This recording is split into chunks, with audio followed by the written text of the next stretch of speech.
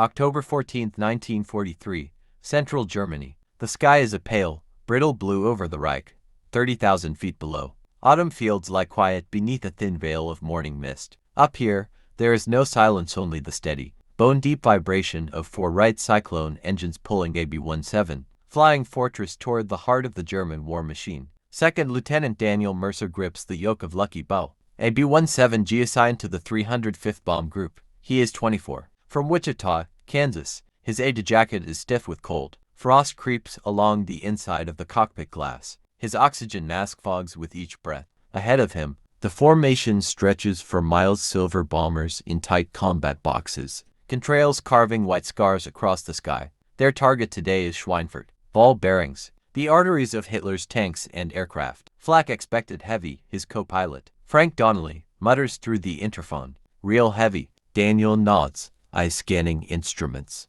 All pressure steady, manifold pressure holding. The bell flies steady at 150 knots. Bomb bay doors closed. 10 men aboard. The first bursts appear on the horizon, black puffs rising like ink, dropped into water. German 88mm batteries finding their range. Flak at 2 o'clock. The navigator calls. The formation tightens instinctively. B-17s are strongest together. 50 caliber machine guns bristle from every angle. Nose, dorsal turret, waist positions. Ball turret beneath like a steel blister. The sky turns violent. Black explosions slam into the air around them. The aircraft jolts as shrapnel rattles against aluminum skin. The smell of cordite and hot metal seeps into the cockpit. Hold her steady, Frank says. Daniel doesn't answer. He keeps the nose level. Bombers must not weave. Not yet. One break in formation and German fighters will tear them apart. And then the Messerschmitts arrive. Gray shapes dive through the flak Bf-109s and FW-190s. Cannons flashing. Tracers streak past the cockpit like molten wire. Fighters at 12 high. The top turret opens fire. The aircraft shudders as twin 50s hammer. A German fighter explodes into smoke. Another slashes through the formation. Cannons tearing into a nearby B-17. Daniel watches in horror as that bomber's right wing shears away. It spirals down, trailing men and debris. There is no time to react. A violent explosion erupts beneath Lucky Bell. The aircraft lurches sideways. Warning lights flash. The interphone fills with shouting. Number 3 engines hit. Someone screams. Smoke pours from the starboard wing. Daniel fights the yoke as the bomber drifts out of formation. Another B-17 Mary Ellen slides closer on their right, buffeted by the same flak burst. Too close. For one frozen second, two massive bombers hang in the sky, wings almost touching. Then turbulence slams them together. Metal shrieks. Propellers bite into aluminum. The world tilts. 30,000 feet above Germany, too. The collision does not explode them apart. It binds them. Lucky Bell and Mary Ellen grind together in a scream of torn aluminum and shattered plexiglass. Daniel Mercer feels the yoke jerk violently in his hands as the right wing of Mary Ellen hooks across Bell's damaged starboard side. One propeller chews into the other bomber's fuselage, spraying fragments into the slipstream. Jesus, Frank shouts. The aircraft lurches nose down. Altimeter unwinds 29,000, 28,500. The cockpit fills with the smell of burning oil. Kill 3. Daniel orders. Frank slams the mixture control. The wounded engine coughs, then dies. But the prop is bent, windmilling wildly, dragging them faster toward Earth. In the nose compartment, Bombardier Harold Pike struggles to stay conscious. The plexiglass blister is cracked, spider-webbed with fractures. Wine howls through a ragged seam. He can see the other bomber's wing pressed against them, so close he could touch it. We're locked, he yells into the interphone. They're stuck on us. Below, Germany grows larger. Inside Mary Ellen, Captain Joseph Reiner fights his own controls. His co-pilot is slumped forward, blood soaking the sheepskin collar of his jacket. The collision has crushed their right wing root. Fuel streams into the air behind them like a silver ribbon. Reiner tries to bank away. The aircraft refuses. The two bombers are twisted together by bent spars and embedded prop blades. Aerodynamic drag pulls them down as one grotesque shape. Bail out. Someone screams over the shared chaos of radio frequencies. But no one can jump. The fuselages are too close. The slipstream between them is a hurricane of steel and shattered plexiglass. Waist gunners in both planes stare across only feet of air at one another. American boys locked in a mechanical embrace. 27,000 feet. Flak still bursts around them. German fighters circle warily, unsure whether to fire into the tangled mass or watch gravity finish the job. Daniel forces himself to breathe. He has trained for engine loss. For fire, for decompression. Not this. Feather 3, he commands. Frank pulls the lever. The twisted prop slowly angles, reducing drag. The vibration eases, but they are still falling fast. 25,000. The controls feel different. He tests the rudder. There's resistance, then response. We still have lift, Daniel says, half to himself. Reiner in Mary Ellen feels it too. The two bombers shift slightly, their combined mass stabilizing. They are no longer tumbling. They are gliding together. It is insane. Impossible. Yet the altimeter slows its frantic spin. Below, anti-aircraft. Crews stare upward in disbelief at the grotesque double silhouette descending through the smoke. Daniel tightens his grip on the yoke. If we're going down, he says quietly, we're choosing where. And somewhere inside the mangled shape of two American bombers, 20 men begin to realize they might not die in the sky. They might land in Germany. 23,000 feet. The vibration changes. It is no longer the chaotic shudder of death. It is a steady, heavy tremor to wounded bombers breathing through broken lungs. Daniel Mercer keeps his eyes locked on the artificial horizon. The gyro wobbles but holds. The nose is slightly down, but stable. Against every law of aerodynamics he knows, the twisted mass of Lucky Bell and Mary Ellen has found a fragile balance. Hydraulics are gone, Frank says quietly. Flaps won't deploy. Daniel nods. We won't need him. Below them, Germany is no longer abstract. He can see roads, fields divided by hedgerows, a thin river cutting silver through farmland. Somewhere out there are Luftwaffe bases, army barracks, factories, and civilians. In the shattered nose of Mary Ellen, Captain Joseph Reiner wipes blood from his co-pilot's face. The man is gone. Reiner forces himself not to look too long. He leans toward his side window and sees Daniel's cockpit. Only yards away, another pilot, staring back across twisted metal. For a brief moment, their eyes meet. No radio connects them now. No formation signals. Just two men understanding the same thing. They must land together. Tell your boys, Daniel says into his interphone. Voice calm but tight. Prepare for crash landing. Secure everything. No bailouts. The order passes through both aircraft in fragments of shouted relay. Waist gunners strap themselves in. The ball turret gunner claws his way upward into the fuselage. There is no way he can survive impact below. The radio operator burns code sheets in a small metal tray. Smoke curls through the torn interior. 17,000 feet. German fighters make one tentative pass, cannons flickering. A few rounds punch holes through already ripped aluminum. But even the Luftwaffe pilots hesitate. The sight is surreal too. American heavy bombers fused into a single wounded beast. They peel away. 12,000 feet. The wind noise deepens. The ground rises faster now. Daniel scans for something, anything flat. There, Frank whispers. A wide stretch of harvested field near a patch of forest. No buildings. No visible anti-aircraft positions. Daniel banks gently. The movement pulls both aircraft into a groaning protest of metal. For one terrible second, he thinks the connection will rip apart. It holds. 8,000 feet. Fuel drips in a shimmering trail behind them. One spark will end everything. Daniel cuts every remaining electrical system not essential to control. 6,000. Reiner braces in his cockpit, hands gripping what remains of his controls. He can no longer feel his right foot. He does not check why. 4,000. The field grows clearer, furrows in the soil, a dirt road cutting across one edge. Tiny figures begin to appear along that road. Farmers, women, children. They are looking up. Daniel swallows. We're coming in hot, he says. No brakes, no second try.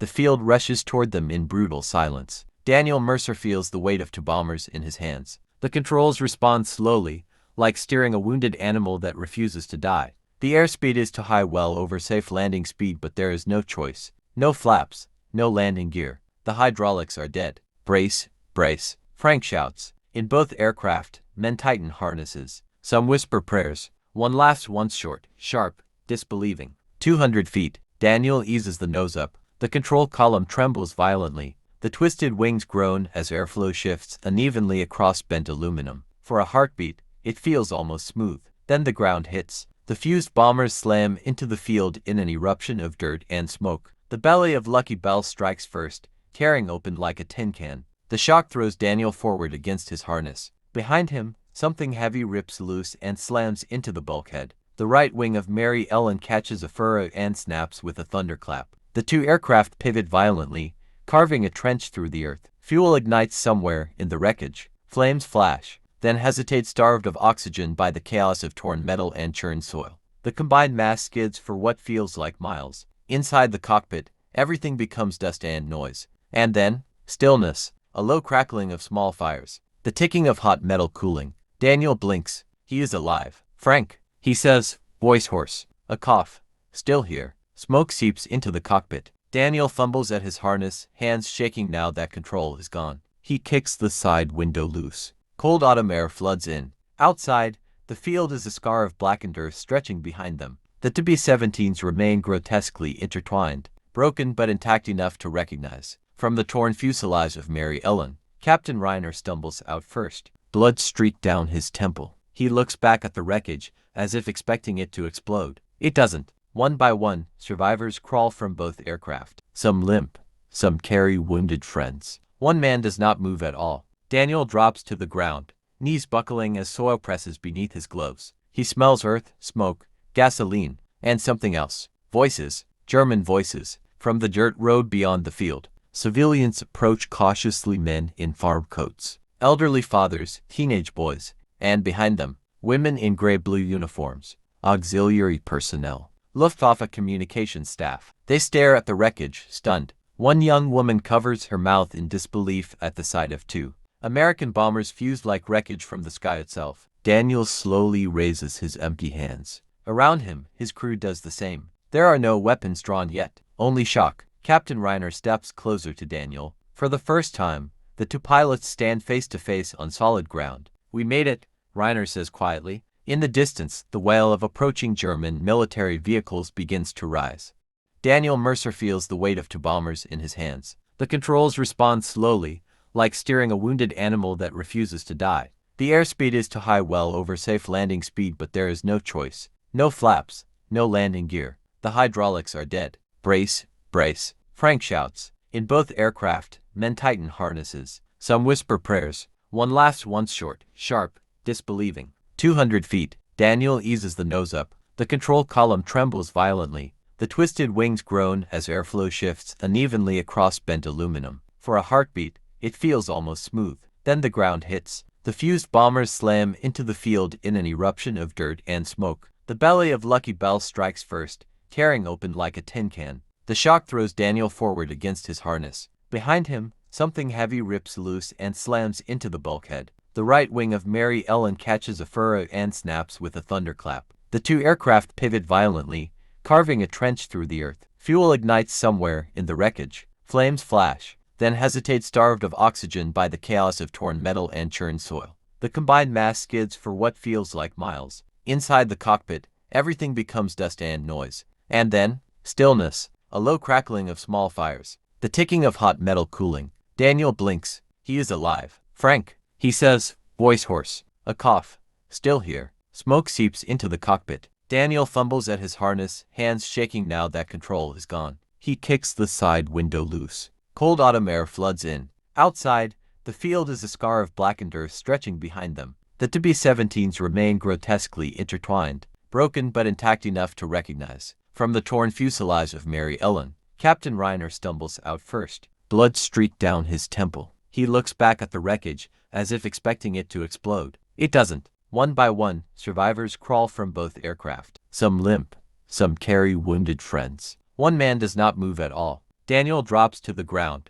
knees buckling as soil presses beneath his gloves. He smells earth, smoke, gasoline, and something else. Voices, German voices, from the dirt road beyond the field. Civilians approach cautiously, men in farm coats. Elderly fathers, teenage boys, and behind them, women in gray-blue uniforms. Auxiliary personnel. Luftwaffe communications staff. They stare at the wreckage, stunned. One young woman covers her mouth in disbelief at the sight of two American bombers fused like wreckage from the sky itself. Daniel slowly raises his empty hands. Around him, his crew does the same. There are no weapons drawn yet, only shock. Captain Reiner steps closer to Daniel. For the first time, the two pilots stand face to face on solid ground. We made it, Reiner says quietly. In the distance, the wail of approaching German military vehicles begins to rise. They have survived the fall. Now they must survive capture. The trucks are canvas-covered Opel Blitz transports, mud splashed along their sides. Daniel climbs into the back under rifle guard, boots slipping on the metal step. Around him, His crew and survivors from Mary Ellen sit shoulder to shoulder on wooden benches, wrists resting loosely on their knees. No one speaks at first. The truck lurches forward, through the open rear flap. Daniel watches the fused bombers grow, smaller in the distance to broken giants, stitched together in a German field. Smoke still curls upward, thin and stubborn. Inside the cab of a following vehicle, the young Luftwaffe auxiliary woman sits beside a radio operator. Her name is Liesel Weber. She has spent the war, transmitting coordinates and casualty reports, numbers, distances, losses, not faces. As the convoy passes, she glances back at the Americans through the slats of canvas. They do not look like monsters. They look exhausted. The road narrows through a small village. Civilians gather quickly. Word spreads fast: American bombers down. Survivors captured. A boy throws a stone. It strikes the side of the truck with a hollow clang. An older woman shouts something sharp and bitter. Another simply stares. Daniel keeps his eyes forward. A German sergeant climbs into the back with them, MP-40 slung across his chest. He studies the Americans carefully. "You are lucky," the sergeant says in rough English. Daniel meets his gaze. "So are you." The sergeant says nothing more. After an hour, the convoy reaches the Luftwaffe airfield ringed with barbed wire and low hangars. A windsock snaps in the cold wind. Mechanics pause their work on a parked Messerschmitt to watch the prisoners unload. The Americans are counted twice. Wounded men are carried toward a small infirmary. The rest are lined up near a brick administrative building. Daniel stands beside Captain Reiner again. The two pilots exchange a brief nod. No need for words. An officer approaches with a clipboard. Questions begin immediately. Name, rank, serial number. Daniel recites the only information he is allowed to give. The officer frowns, clearly wanting more. He receives nothing. From the edge of the tarmac, Liesel watches. Her job is to log transmissions, but she cannot stop looking at the men who fell from the sky and walked away. One of the American gunners, face bandaged, catches her staring. He gives a small, tired shrug, as if apologizing for surviving. She looks away quickly. The interrogation ends abruptly. Orders are issued. "Stalag Luft," someone says. The words land heavy. Daniel feels it settle in his chest. Prison camp, indefinite. As they are marched toward another waiting truck, a pair of German fighters roars overhead, climbing east. The war continues without pause. Daniel glances once more at the runway, the barbed wire, the gray uniforms. They survived the fall. Now survival will mean something different. And as the truck doors close again, he sees Liesel standing alone on the tarmac, watching them disappear.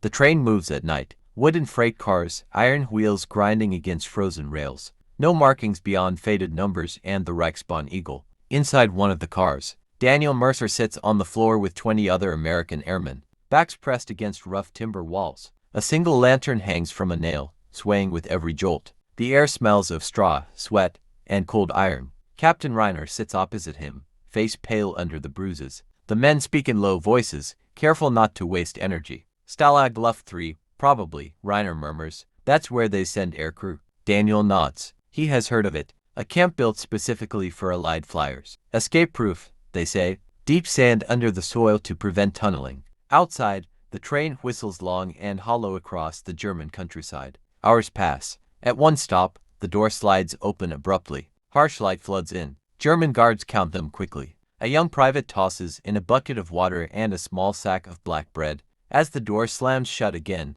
Daniel glimpses the platform and her. Liesel Weber stands near a telegraph office, clipboard under her arm. She is not meant to be there, not assigned to prisoner transport, but her station lies along this rail line. She watches as the freight door closes, her expression unreadable. The train pulls away. Inside the darkness, Daniel thinks of the field, of twisted wings, of the impossible glide. He wonders how long the story will travel among German units, to bombers that refuse to fall. By dawn, the train slows. Barbed wire appears beyond frost-covered trees. Guard towers rise against a pale sky. Smoke drifts from low chimneys inside the perimeter. The gates open. "Raus, schnell!" Guards shout. The Americans climb down stiffly, boots crunching on frozen gravel. Armed sentries with rifles and dogs line the platform. A wooden sign reads, "Stalag Luft III." Daniel feels the weight of it immediately. The camp is orderly, methodical. Barracks arranged in neat rows.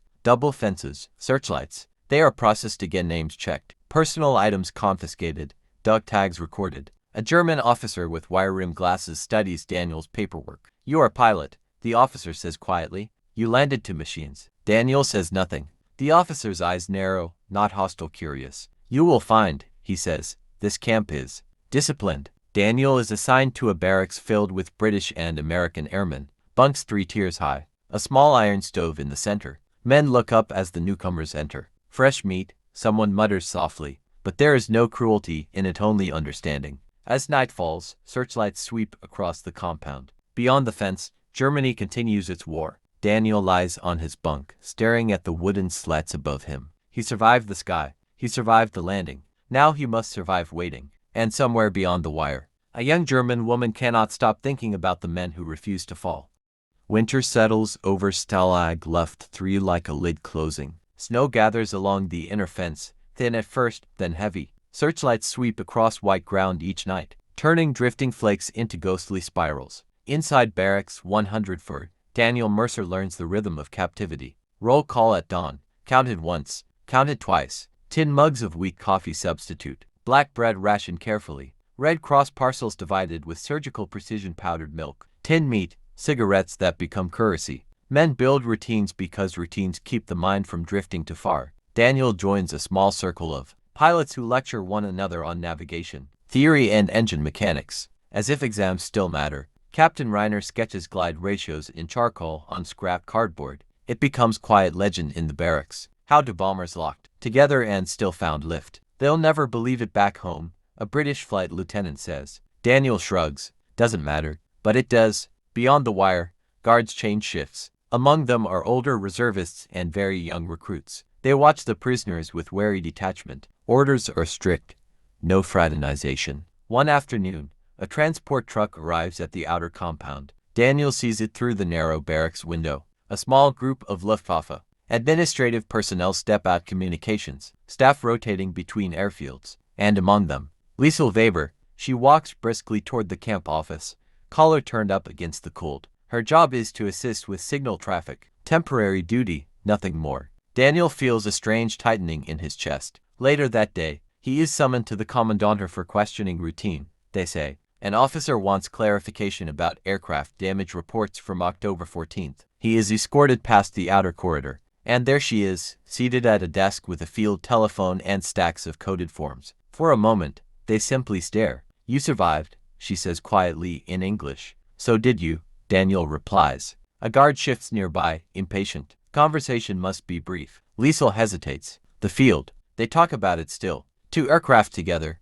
Some say it was impossible. Daniel meets her eyes. It almost was. The guard clears his throat sharply. She lowers her voice. There are worse places than here, she says carefully. Follow the rules. It is not sympathy exactly. Not allegiance. But it is human. Daniel is led away into the interrogation room. Questions are asked again about fuel load, formation spacing, impact point. He gives only what he must. When he returns to the barracks that night, snow is falling harder. The wire hums faintly in the wind. He lies awake long after lights out, replaying her words. There are worse places. Across Europe, camps are filling. The war is widening. And outside the perimeter, rumors begin to circulate among prisoners, transfers east. Security tightening. Escape attempts punished harshly.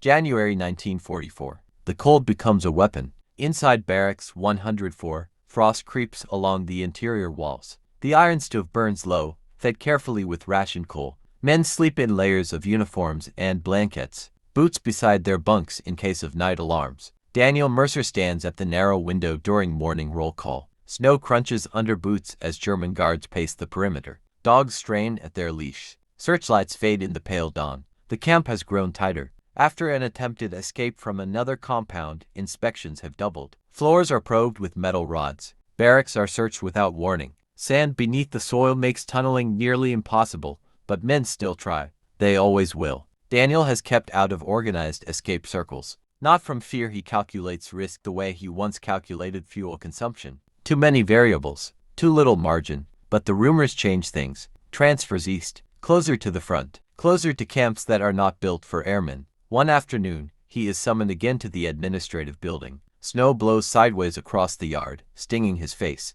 Inside, the corridor smells of coal smoke and paper. Liesel sits at the desk once more, though her uniform collar now carries a slightly higher insignia promotion. Perhaps Her hands move quickly across coded message forms. She does not look up at first. In the adjoining office, an officer speaks sharply in German. Daniel catches fragments. Transport. Relocation. February. His name is mentioned. A chill runs deeper than the winter air. When the officer dismisses him without explanation, Daniel steps back into the corridor. Liesel's pen pauses mid-stroke. They are moving some of you, she says under her breath, eyes still on the page. East. The Russians advance. They fear liberation. To where? Daniel asks quietly. She hesitates too long. I do not know, then softer. But it is not better. A guard's boots echo at the end of the hall. Conversation ends. Daniel returns to barracks 104 with the information heavy in his chest. Reiner listens carefully, jaw tightening. If they move us in winter, Reiner says, it won't be by train all the way. A forced march. The thought hangs unspoken. That night, wind rattles the barracks walls. Daniel lies awake, staring into darkness. He thinks of the field in October, of impossible lift, of choosing where to land. Now he has no control. Outside the wire, Liesel stands alone beneath a watchtower. Snow gathers on her cap. In her coat pocket is a folded transport schedule she was never meant to see twice. She knows the date, and as searchlights sweep across frozen ground, she understands something she has avoided for months. Survival in this war may demand more than following rules. Inside the barracks, Daniel closes his eyes. February is coming. February 1945. The Eastern Front collapses like ice breaking under weight. Before dawn, sirens wail across Stalag Luft III.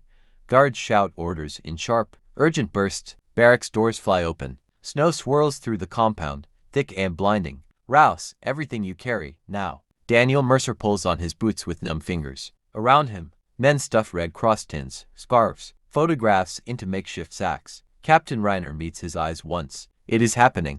Outside, columns of prisoners form under the searchlights. Thousands of Allied airmen standing in rows, breath steaming in the brutal cold. The temperature has dropped below zero. Snow reaches past their ankles. German officers move along the lines, tense and exhausted. The war is pressing in from both directions. At the edge of the compound, administrative staff gather near transport trucks. Liesel Weber stands among them, clipboard in hand, but her eyes are not on the paperwork. She scans the columns until she finds him. Daniel sees her too. No words pass between them. None are allowed. The gates open. The march begins. Boots crunch in rhythm along frozen roads. Guards with rifles flank the column, their faces as worn as the prisoners. Villages blur past in gray silence. Some civilians stare. Some turn away. Hours stretch into days. Men stumble. Frostbite spreads silently through boots and gloves. When one collapses, others lift him before the guards can react. No one wants to be left behind.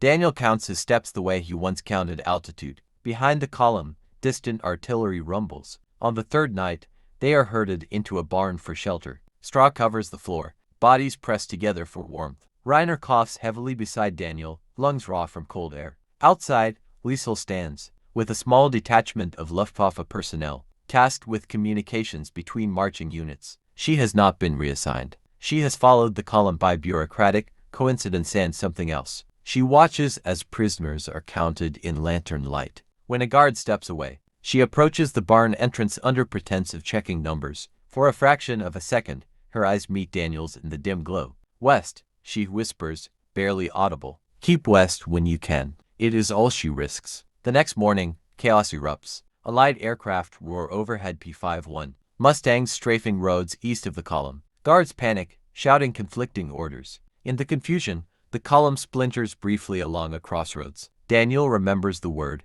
west. He grips Reiner's arm. Now. They angle with a cluster of men toward a tree line as German units scramble to reorganize. Snow and smoke blur vision. Shots crack in the distance but not at them. Hours later, the sound of engines changes. Not German. American armor pushes through the haze-white stars on olive drab steel. A Sherman tank grinds onto the road ahead, turret scanning. The war has reached them.